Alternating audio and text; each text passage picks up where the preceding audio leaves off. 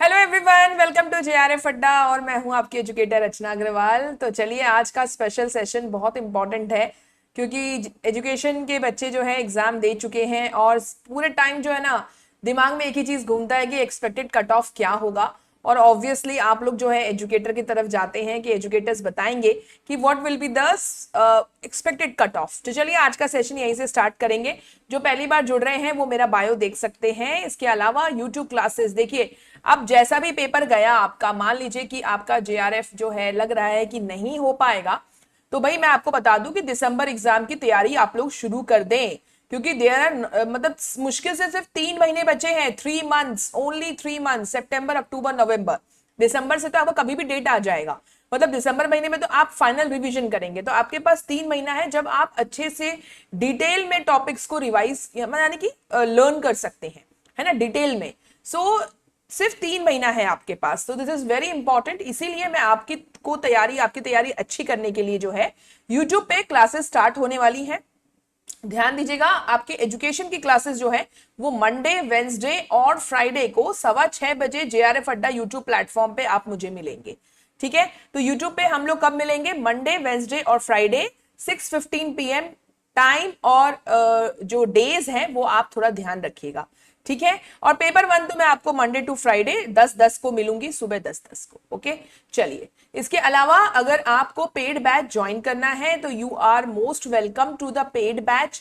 Paper 1 plus paper 2 का जो paid batch है वो स्टार्ट हो चुका है, नया बैच हम लोगों ने शुरू कर दिया है और क्लासेस जो है वो भी शुरू हो गई है। अगर आपको एनरोल करना है तो अभी भी चांस है, 20% डिस्काउंट चल रहा है। सो गेट 20 कोड लगा देंगे and you will get the discount. ठीक है, तो जल्दी से जल्दी इसका फायदा उठा लेंगे सभी लोग। ओके, इसके अलावा यही 100 सुपर 100 बैच है जिसकी क्लासेस आज से ही शुरू हो चुकी हैं। So if you want to join, जल्दी ज्वाइन कर लीजिएगा ताकि लाइव क्लासेस आप जल्दी दे सके। और कहते हैं ना कि लगना चाहिए ना कि हाँ यार, 3 महीने पढ़ाई की हम लोगों ने बहुत अच्छे से। और सबसे इंपॉर्टेंट क्या होता है पेड बैच ज्वाइन करने से? देखो, बैच ज्वाइन करने से ये है कि आप रेगुलर रहते हैं, है ना। आप टीचर के साथ जब रेगुलर पढ़ रहे होते हैं ना तो आपको क्या बैकलॉग नहीं बचेगा। और अगर आप होता है कि चलो यार खुद से तैयारी कर लेंगे, तो खुद से तैयारी में करने में क्या प्रॉब्लम होती है कि आपको एक कंसिस्टेंसी टूटती है। जब आपको ये रहता है ना कि हमने कहीं पेमेंट किया है, हमने कहीं पैसे दिए हैं, तो उसका उसकी जो ना एक एक वैल्यू, ये आप सभी जानते हैं, वैल्यू अलग ही बढ़ जाती है कि यार पैसे दिए हैं ना, उसको जो है हमें फ्रूटफुल करना है ना। अच्छा रिजल्ट लेकर आएंगे तो लगेगा कि हाँ, हमने सिर्फ फीस नहीं दिया था, हमने इन्वेस्टमेंट किया था। तो उसको इन्वेस्टमेंट की तरह से देखकर जो है join the batch, it's my request to you all. क्योंकि देखो यार, यहाँ पे बैच ज्वाइन करके आपको सिर्फ मैं सॉल्यूशन या जो है डिटेल में टॉपिक्स ही नहीं पढ़ाती हूँ, इसके बाद हम लोग क्वेश्चंस भी करते हैं। और कई बार मैं आपको रिलेट करके भी बताती हूँ कि देखो यार, ये क्वेश्चन से जो है इस टॉपिक से ऐसे क्वेश्चन बनते हैं and how to solve those previous year questions. तो दिस इज इंपॉर्टेंट। चलिए खैर, हम लोग ये सब बातें करेंगे, इससे ज्यादा जरूरी है जेआरएफ अड्डा ऐप को डाउनलोड कर लीजिए। फ्री क्लास के पीडीएफ आपको, यानी कि यूट्यूब की क्लास के पीडीएफ आपको वहां पे अपलोडेड मिल जाएंगे। और जल्दी ही जो डिटेल में क्लासेस स्टार्ट होंगी यूट्यूब पे, उसकी भी पीडीएफ आपको चाहिए होते हैं तो जेआरएफ अड्डा ऐप को डाउनलोड कर लीजिए। यहाँ पे क्विज भी मिलेगा और काउंसलिंग सेशन भी जो है रखा जाएगा time to time. Free all India JRF live test भी किया जाता है जो एक्चुअली में पेपर 1 के लिए है। सो एजुकेशन के बच्चों के लिए पेपर 1 की तैयारी भी बहुत इंपॉर्टेंट है, क्योंकि पेपर 1 कई बार जो है कई बच्चों का अच्छा नहीं होता है और जेआरएफ से हाथ धो बैठते हैं। सो इट्स इंपॉर्टेंट कि आप ये फ्री जेआरएफ लाइव टेस्ट करेंगे। और ये लाइव टेस्ट कहाँ मिलेगा आपको? जेआरएफ अड्डा ऐप पर। इसलिए बोल रही हूँ, जेआरएफ अड्डा ऐप को डाउनलोड कर लेंगे, ठीक है। इसके बाद ऑफलाइन क्लासेस आपको जो है, अगर आप जयपुर के आसपास के हैं तो पेपर 1 की ऑफलाइन क्लासेस भी शुरू हो गई है, तो जो भी आपके आसपास के लोग हैं उनको बता सकते हैं आप। चलिए, अब हम एक्सपेक्टेड कट ऑफ के बारे में बात करते हैं। इससे पहले थोड़ा पीछे चलते हैं, यानी कि दिसंबर 2023 का जो एग्जाम हुआ था, देखो कैंसल्ड वाला तो अभी हमें पता ही नहीं है क्योंकि ना तो उसका आंसर की आया।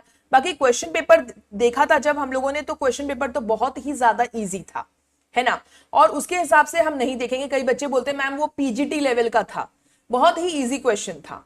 रियली में मैंने भी देखा था, पेपर तो सबके सामने था, वो यूजीसी नेट वाला लेवल नहीं लग रहा था, तो इसलिए हम लोग उसको छोड़ देते हैं। दिसंबर 2023 का कट ऑफ देखते हैं।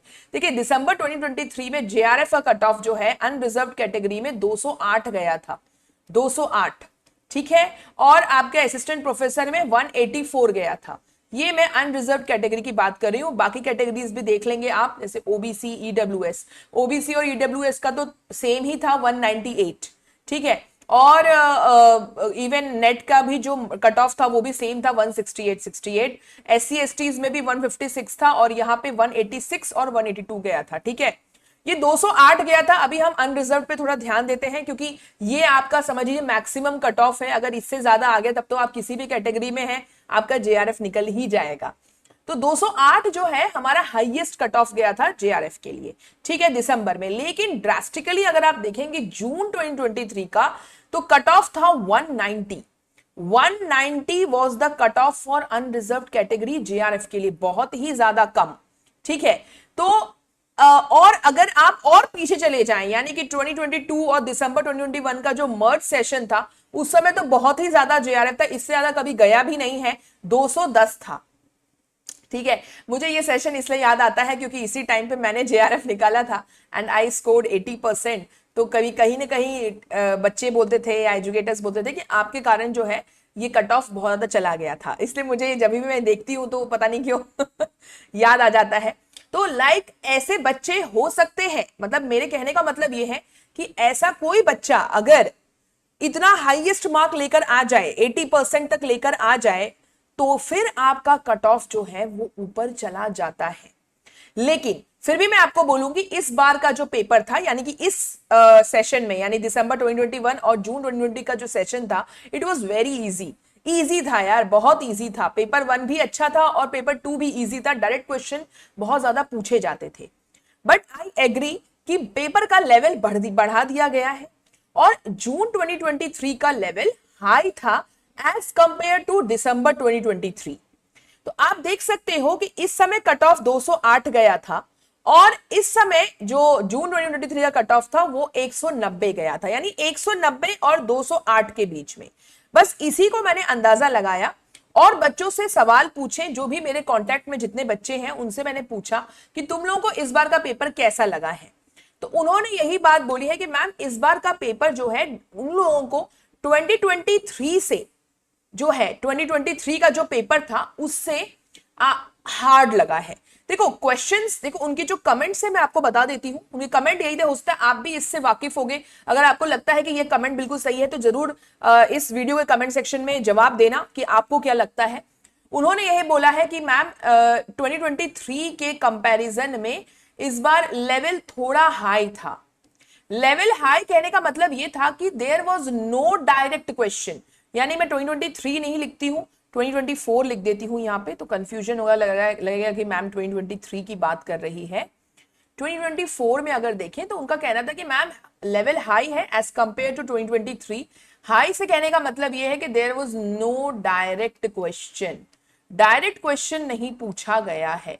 पेपर 1 का लेवल इजी टू मॉडरेट था, पर पेपर 2 में कह रहे हैं कि मैम डायरेक्ट क्वेश्चन नहीं पूछा गया है। कंसेप्ट, टॉपिक तो सेम ही था, टॉपिक तो सेम था, पर टॉपिक से घुमा फिरा के क्वेश्चन पूछा है, ठीक है। और घुमा फिरा के क्वेश्चन पूछने से प्रॉब्लम क्या होती है? सबसे पहली प्रॉब्लम ये होती है कि ये टाइम टेकिंग हो जाता है ना, टाइम टेकिंग होता है, टाइम ज्यादा जाता है और इसके कारण जो है आपका पेपर छूटता है। पेपर 1 जल्दी जल्दी करते हो, कुछ क्वेश्चन आपके गलत हो जाते हैं जल्दी जल्दी में, तो टाइम टेकिंग जो है वो था। तो ये जो है सबसे बड़ा फैक्टर होता है जेआरएफ को लूज करने का। मैं आपको बताऊं, टाइम मैनेजमेंट सबसे बड़ा फैक्टर है। आपका टाइम अगर ठीक से मैनेज नहीं हुआ तो कई आते हुए क्वेश्चन आप जल्दी जल्दी में गलत कर देते हैं, सिली मिस्टेक्स हो जाते हैं, ठीक है। तो ये जो है ये बच्चों के कमेंट रहे हैं।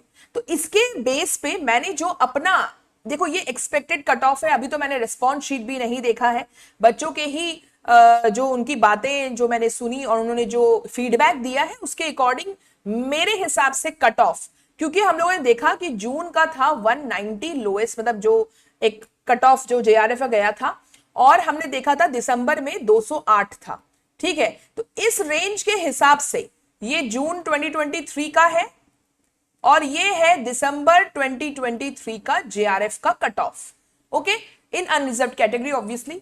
तो यहां पे इसके हिसाब से मेरे अकॉर्डिंग टू मी, अभी रिस्पॉन्स शीट देखा नहीं है, but this will be the range. Minimum 195 range ले रही हूं मैं। अगर देखो 202 से तुम्हारा ज्यादा आया ना, अगर 202 मार्क्स से, ये मार्क्स है, अगर इससे आपका ज्यादा आया है मतलब यू आर सेफ। कहने का मतलब ये 101 क्वेश्चन भी आपका सही हो गया। मैं क्वेश्चंस के टर्म में बोल रही हूं। अगर 101 क्वेश्चन आपका सही है, अंदाजन अगर आप लगा रहे हैं, तो you are at the safe side according to me. ठीक है, इसी तरह से ईडब्ल्यूएस कैटेगरी भी देख लीजिए, ओबीसी भी देख लीजिए, एससी भी देख लीजिए, एसटी भी देख लीजिए, और पीडब्ल्यूडी कैटेगरी भी मैंने दे रखा है। So you can take the screenshot. लेकिन मैं पहले ही डिस्क्लेमर लगा देती हूं कि अभी तो मैंने रिस्पॉन्स शीट देखा नहीं है। एक बार रिस्पॉन्स शीट आ जाने दीजिए, फिर तो मैं आपको कंफर्म, मतलब मेरा जो है अंदाजा, वो कट ऑफ का अंदाजा बिल्कुल कंफर्म ही होगा।